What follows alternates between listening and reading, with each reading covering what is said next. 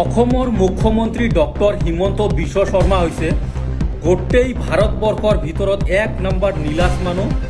আৰু 1 নম্বৰ নাটকবাজ আৰু 1 নম্বৰ ড্ৰামাবাজ যদি মানুহ আছে এইটো ডক্টৰ হিমন্ত বিশ্ব শৰ্মা ডাঙৰীয়া।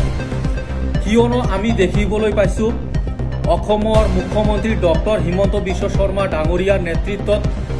বিজেপি ৰাজনৈতিক দলটোৱে যেটো অসমৰ যেটো বাংলাদেশী খেদাৰ নামত যেটো ভেকো ভাওনা যেটো নাটক যেটো আৰম্ভ কৰিছে এটো 1 নম্বৰ ভ্যালুলেস আৰু গৰীব মানুহক হাৰাশাস্তি প্ৰদান কৰাৰ কাৰণে আপুনি নিজৰ ৰাজনৈতিক মুনাফাৰ কাৰণে আপুনি গৰীব মানুহক ইস্তেমাল ব্যৱহাৰ কৰি আছে ডক্টৰ হিমন্ত বিশ্ব শৰ্মা ডাঙৰীয়া। এটো লাগিলে হিন্দু হোক বা মুসলিমে হোক আপুনি কাকো এৰি দিয়া নাই। আমি দেখিবলৈ পাইছো আপোনাৰ এমসিএলএ ইএমএ হৈছে বাংলাদেশী ডক্টৰ হিমন্ত বিশ্ব শৰ্মা কানত সোমাই লওক কথাটো আপোনাৰ এমসিএলএ বা ইএমএ হৈছে বাংলাদেশী। মই প্ৰুফ সহকাৰে মই দি আছো যেটো আপোনাৰ কি বিটিআৰত থকা ফকিৰা গ্ৰাম সমষ্টিৰ যেটো এমসিএলএ বা ইএম অৰূপ কুমাৰ দে এইটো নিজে স্বীকাৰ কৰি লৈছে হি এজন বাংলাদেশী। বিজেপিৰ ইএম অৰূপ কুমাৰ দে হি এজন বাংলাদেশী নিজে এদিনাখন হি ৰাজহুৱা মঞ্চত স্বীকাৰ কৰি লৈছে যে আপোনালোকেও বাংলাদেশী ময়ো বাংলাদেশী। তাৰ মানে কি ভাই ডক্টৰ হিমন্ত বিশ্ব শৰ্মা আপুনি কি ক'ব খুজিছে হা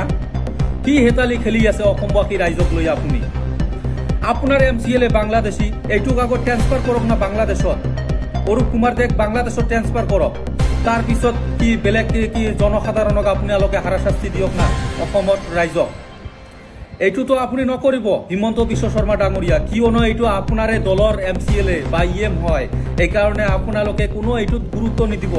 কিয়নো এইটো আপোনাৰ বিজেপিৰ এমসিএলএ হয় এই কাৰণে বাংলাদেশী হলেও ঠিক আছে এইটো না আপোনাৰ এই বাংলাদেশী ইএমৰ কি বিৰুদ্ধে বহুতো আপোনাৰ ওচৰত মানে কমপ্লেইন জাজ কৰিছিলে কিন্তু আপুনি একো ভ্যালু দিয়া নাই কমপ্লেইন লোৱা নাই কিয়নো আপোনাৰ নিজৰ কি বিজেপিৰ এইটো বাংলাদেশী কি এমসিএলএ ইএম হয়। গতিকে এই ড্ৰামা নাটকবাজ এই বাংলাদেশী খেদাৰ নামত ডক্টৰ হিমন্ত বিশ্ব শৰ্মা এইটো ড্ৰামা বন্ধ কৰক অতি সোনকালে বন্ধ কৰক এইটো নহলে কিন্তু আপোনাৰ ফিউচাৰ বহুত বেয়া আছে কিয়নো কি 26ত বিধানসভা নিৰ্বাচনত আপোনাক কিন্তু অসমবাসী ৰাইজে চাই আছে ইয়াৰ পৰা কিন্তু একদম বিজেপি হটাও আৰু হিমন্ত বিশ্ব শৰ্মা হটাও স্লোগান কিন্তু ষ্টাৰ্ট হৈ যাব আৰু ভিডিঅ'টো সমূহ অসমবাসী ৰাইজক মই শ্বেয়াৰ কৰিবলৈ বিনম্ৰভাৱে অনুৰোধ জনাইছো। ধন্যবাদ।